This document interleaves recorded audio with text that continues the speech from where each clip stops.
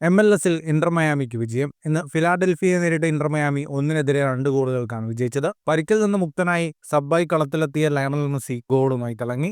മത്സരത്തിന്റെ 23-ാം മിനിറ്റിൽ Robert ടെയ്ലറിലൂടെ Inter Miami ലീഡെടുത്തു. രണ്ടാം പകുതിയിൽ 55-ാം മിനിറ്റിൽ പകരക്കാരനായി എത്തിയ മെസ്സി 57-ാം മിനിറ്റിൽ ഗോൾ നേടി.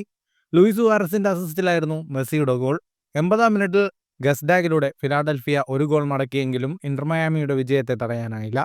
ലൂയിസ് സുവാരസാണ് കളിയിലെ താരം.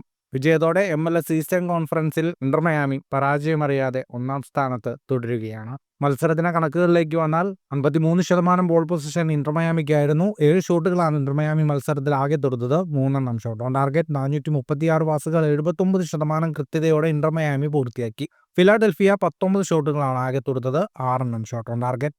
ഈ വിജയത്തോടെ 5 കളികളിൽ നിന്ന് 13 പോയിന്റുമായാണ് ഇന്റർ മയാമി 1-ാം സ്ഥാനത്ത് തുടരുന്നത്. രണ്ടാമതുള്ള ഫിലാഡൽഫിയയ്ക്ക് 6 കളികളിൽ നിന്ന് 12 പോയിന്റാണുള്ളത്.